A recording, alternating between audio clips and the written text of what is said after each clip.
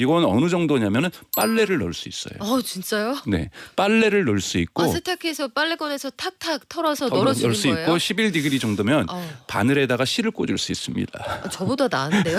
저 그거 잘 제가 요즘 못하거든요. 그걸 못해요. 저도 잘 못해요. 눈이 좀 침침해지면서 그래서 뭐냐면 지금 테슬라는 이걸 세 가지 용도로 지금 생각을 하고 있어요. 우선은 제일 먼저 할 것은 테슬라의 공장에다 도입을 하겠다. 음. 그리고 두 번째는 병원에 특히 요양병원에 요양병원에 동원을 하겠다. 그 다음에 $20,000 정도의 가격으로 일반 집에다 판매하겠다.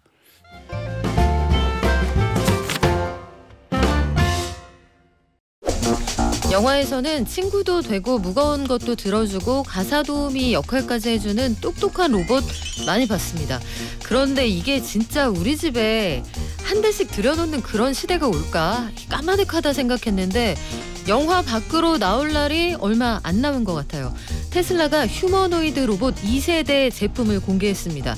AI와 로봇이 결합돼서 진짜 사람 같다고 하는데 우리 일상을 어떻게 바꿔놓게 될지 미디어 스피어 강정수 박사와 얘기 나눠볼게요. 안녕하세요. 안녕하세요.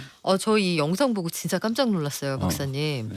손이 사람이 왜 이 손을 다루는 게 굉장히 정교한 작업이잖아요. 네. 이 소근육을. 이 로봇이 계란을 깨뜨리지 않고 옮긴다. 저는 여기서 감동의 눈물이 막 달걀을 들을 수 있다는 건 되게 감각이 있다라는 건데 엄청난 거잖아요. 네, 안 깨뜨리고. 네. 지금 기술이 이게 모델명이 옵티머스예요. 네네. 옵티머스 우리 여기 영화 캐릭터 아니었나요? 네, 트랜스포머라는 영화에 그렇죠. 나오는. 왜 이걸로 만든 거예요? 우선은 일론 머스크 자체가 항상 화성 가려고 하는 사람이고 그리고 트랜스포머라는 그 영화에 나오는 그러한 로봇들도 외계에서 온 거기 때문에 그쵸. 좀 그런 외계에서 온 이런 부분들을 좀 좋아하는 것 같습니다.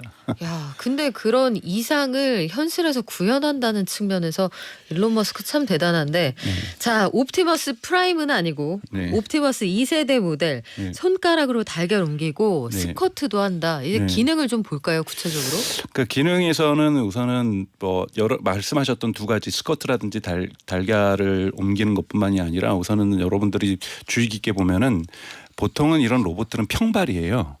그런데 달리기 못하겠다. 발가락이 있어요. 네. 발가락이 물론 이제 5개가 있는 건 아니고 하나의 덩어리로 발가락이 있어서 발의 동작도 되게 유연해졌다라는 것들을 볼 수가 있고 그리고 이제 두 번째는 머리 같은 경우에도 지금까지는 보통 로봇들은 상하로 움직이거나 좌우로 움직이거나 둘 중에 하나밖에 안 했었는데 상하 좌우를 다 움직일 수 있고 이거를 동시에 움직일 수가 있거든요. 그렇다면 만약에 로봇이 차량에 이제 같이 인간하고 같이 산다라면 차량에 그럴 때 이 머리에 뭔가 방해물이 있을 때 머리를 숙이면서 유연하게 탈 수도 있고 이러한 동작 부분에서 보통 이제 키네마틱스라고 얘기하는데 이런 움직임들이 대단히 많이 개선됐다라고 볼 수가 있습니다. 그래요. 옵티머스 2세대 모델. 근데 이게 저는 이게 괄목할 만한 성장이다 싶었던 부분이 지난번에 시연할 때는 사람이 요거 비슷한 거 뒤집어 쓰고 맞아요. 사람이 해가지고 사람이 해서 많이 욕을 먹었죠. 이게 뭐야 로봇 시연이라면서 장난하는 거야 이런 반응이었는데 그런 식으로 하는 거 왜 그래요? 기술을 일부러 티나지 않게 하려고 그런 거예요? 그때까지는 이제 프로토타입인 거죠. 사실은 프로토타입이기 때문에 그것을 갖다 구현하기가 아직까지는 어려웠고요. 여러분들 보셔야 될 것이 놀라운 속도거든요. 이것이 2022년 사실 3월에 처음으로 옵티머스 1이라는 것을 공개를 했었고 그 전에 2021년 공개한 건 말씀하셨던 인간이 로봇 흉내를 냈던 거고요. 되게 황당했거든요. 네, 사실은 그러니까 이런 식으로 발전시키겠다는 컨셉을 얘기하기 위해서 얘기했다라고 테슬라는 변명하지만 많은 비판을 받았었지만 문제는 2021년 3월에 공개하고서 2022년 지금 12월에 물론 이것도 여러분 분명하게 해야 될 것은 영상입니다. 그러니까 실제로 인간들이 확인할 수 있게끔 보여준 것이 아니라 영상을 촬영했기 때문에 일부 사람들은 CG일 수도 있는 거 아니냐라고 했는데 전문가들의 분석에 따르면은 이건 CG는 아니다. 하지만 이것들이 진짜로 얼마만큼의 성능을 갖고 있는지는 직접 보진 못했기 때문에 완전한 판단을 할 수는 없다. 그래서 여러분들도 이것은 영상 공개다. 그래서 일부에서는 테슬라 진짜 마케팅 짱이다. 이런 얘기도 하고 있습니다. 근데 이제 여러분들이 이제 구별하셔야 될 것은 협동 로봇이라는 개념이에요. 그래서 그래서 보통 우리가 탐사 로봇 이런 건 화성에도 가고 달에도 가는 이런 로봇들이 있고요. 군사 로봇도 있고요.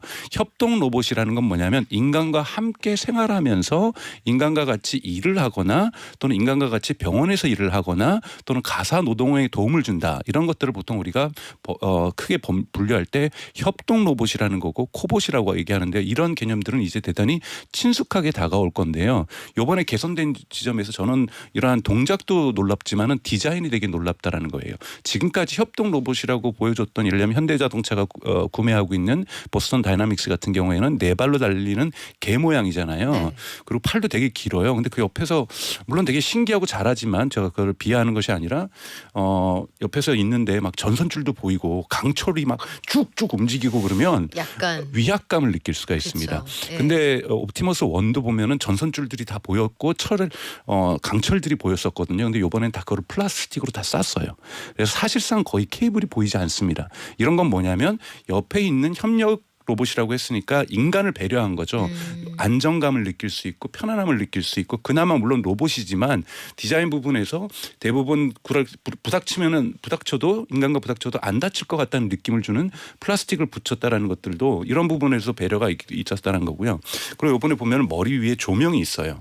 조명이 있어서 색깔이 있어서 지금 내가 작동 중이다 일을 하고 있을 때는 파란불이 들린다든지 내가 지금 쉬고 있다 내가 지금 놀고 있다 이럴 때마다 빛으로써 대화를 해주는 거죠. 아직 로봇이 대화를 하고 있을 수 있는 건 아니지만 인간에게 내가 이건 조심해야 되겠다. 일을 하고 있다. 부닥칠 수 있겠구나. 이 친구가 쉬고 있구나. 놀고 있구나. 이런 부분들을 판단할 수 있겠다라는 것은 상호작용할 수 있는 인간에 대한 배려가 디자인 속에 녹아났다라는 부분에서도 되게 놀라운 부분이라고 보고요. 또 하나는 이 가슴에 테슬라라는 로고를 썼거든요. 이거는 뭐 마케팅 차원에서 붙였을 수도 있지만 가장 중요한 거는 지금까지는 프로토타입이었다라면 이제 요 모델로 생산을 준비하겠다.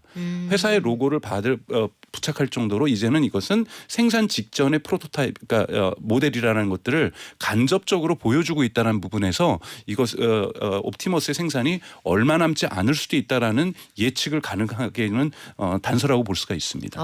근데 AI 자체도 그렇고 로봇이 기술이 발전하는 속도도 그렇고 이 기술의 발전 주기가 굉장히 짧아지네요. 그렇죠. 3세대도 조만간 나온다는 얘기가 있던데요. 그렇죠. 그러니까 3세대 나오는데 이제 가장 이제 많은 사람들이 궁금한 것은 지금까지 사실은 우리가 인공지능과 로봇이 많이 결합된다고 얘기를 하고 있었어요. 그런데 사실은 테슬라의 자율주행도 버전 11까지는 인공지능과 전통적인 프로그램이 결합을 하는 겁니다. 전통적인 프로그램이라는 건 뭐냐면 인간 개발자가 이렇게 프로그램을 하는 거예요. 사물을 만나면은 멈춰. 옆에 주변에 인간이 있다라면 1m의 간격을 띄도록 해. 이렇게 해서 룰이라는 규칙을 갖다가 우리가 정해주는 거거든요. 테슬라의 자율주행차 같은 경우는 FSD라는 것에는 무려 그 줄이 30만 줄입니다. 명령어가. 와. 그러니까 이렇게 부분이 있었는데 테슬라가 그걸 싹 다 없애면서 흔히 말하는 처음부터 끝까지 인공지능으로 한다고 해서 엔드-투-엔드 AI라는 것을 이번 이 버전 10에서 도입을 했거든요. 근데 일론 머스크가 뭐라 그러냐면 이것을 동일하게 옵티머스에 적용하겠다고 얘기를 한 거예요. 그러면 지금까지 사실 로봇이라고 하는 뭐 한국의 LG라든지 두산이라든지 현대라든지 이런 데서도 계속 협력 로봇을 만들고 있는데요. 아직까지는 AI의 도움을 받고 있지만 프로그래밍은 인간이 다 짠 거예요. 인간이 이러한 규칙에 이런 상황에서는 if 무슨 조건이 발생한다라면 이렇게 하도록 해라고 해서 명령을 만들어 줬는데 이번에 옵티머스 3에서는 약속하고 있는 것은 2에서부터 이제 적용을 한다는 건데 이런 명령 코드를 다 없애는 겁니다.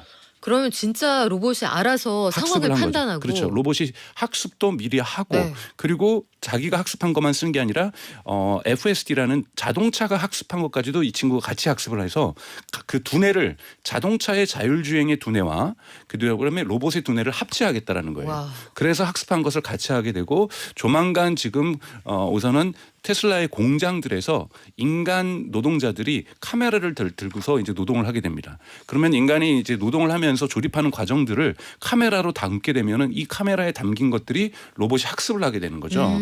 이렇게 하면서 이 학습에 대한 것들을 갖다가 코드로 인간이 입력하는 것이 아니라 인간이 카메라를 들고서 일하는 과정들을 녹화를 하게 되다 보면 이런 과정들이 되게 될 수 있다라는 부분인 거죠.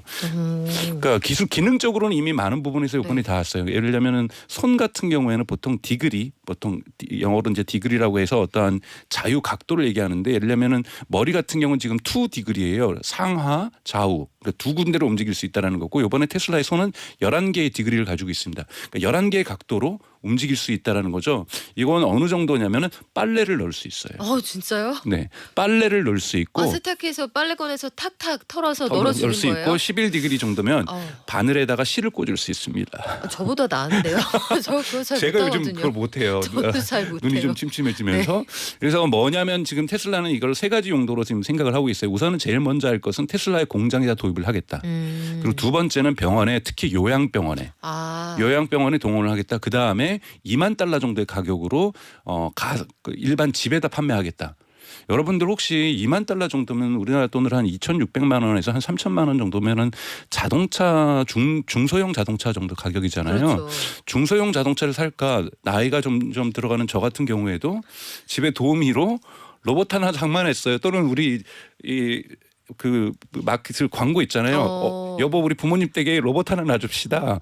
그렇게 바뀔 수도 있겠네요. 그렇게 바뀔 가능성이 여러분 10년 안에는 최소한 가능할 수 있다라고 볼 수가 있는 거죠. 케어 관련해서 이 케어 이코노미가 굉장히 크게 성장하고 있거든요. 그쵸. 실제로. 네, 사실은 요양과 관련돼서 노인 일자리와 같은 경우도 이제 창출이 되기도 하지만 사실은 점점 한국의 인구 문제에서 외국인 노동자들도 필요한 상황이 되지만 이 로봇이 물론 일자리를 대체하는 것에 대한 거부감은 분명히 존재할 수 있겠지만 $20,000에서 우리가 보일러 놓듯이 우리가 로봇을 장만한다라는 건 이건 인간의 지불의사를 엄청나게 높여낼 수 있습니다. 그래서 빨래하고 청소하고 로봇 청소기가 있다를 로봇 청소기도 돌려주고 그것도 머리와 교신하면서 그리고 빨래 널어주고 그리고 제 코트에 떨어진 단추 달아주고 그리고 입구까지 와서 잘 갔다 와 이렇게 얘기도 해주고 뭐 이런 것들을 제가 보기에는 이것이 우리가 공상과학 영화에서 봤을 수 있었던 것을 이번 이것들을 대단히 옵티머스라는 것이 되게 현실적으로 가깝게 만들어주고 있다라는 부분에서 놀라운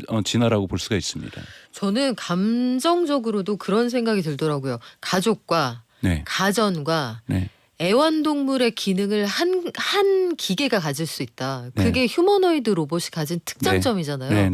그러면은 우리 사는 모습이 완전히 달라질 것 같은데요. 네, 맞습니다. 그런 부분들의 삶의 변화들을 가능하게 하는 것이 이제 기술의 진화 속도거든요. 요즘은 무어의 법칙이라고 해서 원래는 18개월에서 20개월마다 컴퓨팅 파워가 반도체가 2배씩 증가하는 거잖아요. 곱하기 2 곱하기 2 곱하기 2를 하면 어마어마하게 빠른 속도로 증가하는 건데요. 요즘 컴퓨팅 파워만 해도 6개월로 바뀌었어요. 6개월마다 2배씩 증가하고 있습니다. 그러니까 정말 무섭게 기술 발전 속도가 이제 진화를 하고 있는 거고요. 사실 자율주행 기술만 해도 대단히 빠른 속도로 지금 진화를 하고 있는 거고 그래서 로봇 기술 또한 여러분들이 생각했던 먼 미래가 아니라 되게 근미래로 바뀌었다라는 거고 그 근미래도 20년 30년 뒤가 아니라 10년 안에 가능한 이러한 시대로 지금 진화하고 있다라는 부분에서 사실 이번 휴머노이드 그 옵티머스 2가 공개됐을 때 로봇 전문가들이 되게 충격을 많이 받았어요. 어떻게 이렇게 빨리 뒤늦게 후발주자로 뛰어든 테슬라가 이렇게까지 빨리 할 수가 있을까? 이런 부분들의 놀라운 부분인 거죠. 바이오, 제약 바이오 이런데 그 AI로 똑똑하게 무장한 로봇이 많이 들어가면 어떻습니까? 저는 증시에서도 이게 이슈가 될 거라고 보는 게 제약 바이오에서 신약을 개발하는 건 굉장히 리스크가 크잖아요. 기간도 오래 걸리고. 그런데 인류가 이때까지 공부해 놓은 제약의 모든 것을 공부한 어떤 AI가 신약 개발에 뛰어든다. 그러면 뭐 하루에 하나씩 척척 개발하고 막 그러는 거 아니에요? 딥마인드라고 해서 구글의 딥마인드 여러분들 많이 들어보셨던 알파고를 만들었던 데서 올해 11월 초에 공개를 했습니다. 딥마인드의 인공지능 기술로 인류가 지금까지 발견하지 못한 물질을 100만 개 이상을 발견을 했어요.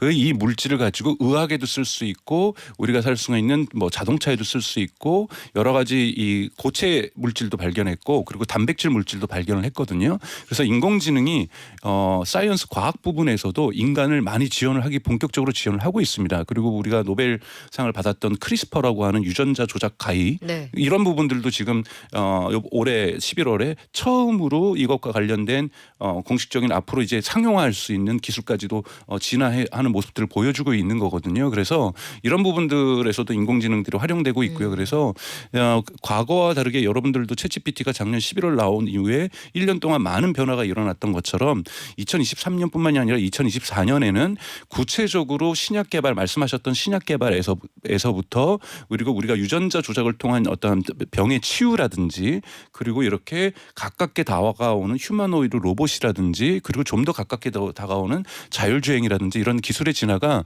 대단히 인간 편의적인 시장을 그래서 이것과 관련된 경제 구조가 근본적으로 바뀔 수 있는 사회가 성큼 다가왔다라는 것이 크리스마스 전에 들려드릴 수 있는 기쁜 소식이라고 볼 수 있습니다. 근데 테슬라에게는 굉장히 기쁠 것 같은데 일단 네. 소비자 입장에서 생각을 해보면 아까 가격이 대략 2만 달러 정도가 될 것이다라고 네. 하셨어요.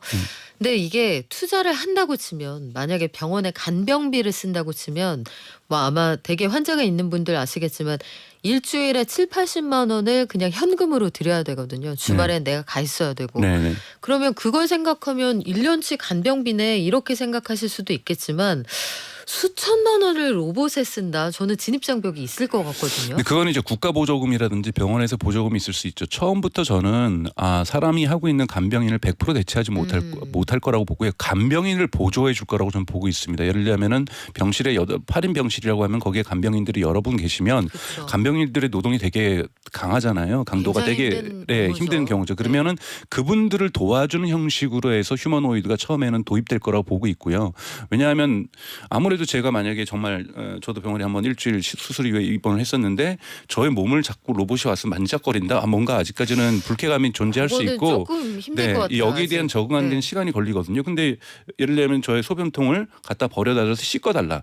이런 것들은 휴머노이드가 부담 없이 할 수가 있는 거거든요. 그러네요. 혹은 무거운 환자의 체위를 변경해 준달지 예. 휠체어에 앉혀준달지. 앉혀준다든지 침대의 위치를 교정해 준다든지 식사를 갔다 온다든지 먹은 식사를 갖다 치워준다든지 그러니까 간병인의 노동을 조금이라도 덜어줄 수 있다라면 훨씬 더 지금 나은 환경으로 갈 수가 있기 때문에 이럴 때는 간병인 개인이라든지 개인이 고용한다기보다는 병원에서 단체 구입을 한다든지 국가가 보조금을 통해서 이런 것을 지원한다든지 이런 방식으로 진입장벽들을 해결할 수 있지 않을까 싶습니다. 테슬라가 그거 노렸네요. FSD처럼 이것도 구독시키겠네요. 그렇죠. 조만간 이거 테슬라 간병 로봇 구독 서비스 프리미엄 뭐 그 어드밴스드 이런 거 나올 것 같은데. 저는 저의 코트에 단추 달아주는 로봇 기대하고 있습니다. 단추가 자주 떨어지시나요? 근데 남들은 이렇게 달려가요. 네. 미국은 뭐 서로 AI 규제까지 해야 된다라고 할 정도로 달려가는데 우리는 어떻습니까? 그러니까 한국은 지금 대표적인 기업은 이제 현대자동차 같은 경우는 보스턴 로빅스라는 되게 글로벌로 되게 큰 의미가 있는 가장 잘 로봇을 진화시키고 있는데 여기는 이제 협동 로봇뿐만이 아니라 군사 로봇이라든지 탐사 로봇을 만들고 있는 회사를 구매를 해서 지금 운영을 하고 있고 당장 싱가포르에 있는 현대자동차의 새로운 어떤 공장에다 도입을 하고 있습니다. 그래서 한국도 되게 빨리 앞서가고 있고요. 그다음에 우리가 이제 여러분들 많이 아시고 주식 투자도 많이 하는 두산 로보틱스 네. 이런 부분들도 대단히 진화하고 있고 LG에도 있는 로봇 기업이 있어서 LG 같은 경우에는 최근에 마찬가지로 자체 개발도 하는 것도 있지만 미국에 있는 로봇 기업을 구매하기 위해서 협상을 좀 진행을 하고 있거든요. 그래서 로봇 기술은 대단히 중요한 21세기 기술이라고 볼 수가 있기 때문에 한국의 지금 현대, LG, 두산 같은 경우가 대단히 그러니까 글로벌 수준에서도 뒤처지지 않는 수준을 지금 만들어내고 있고요.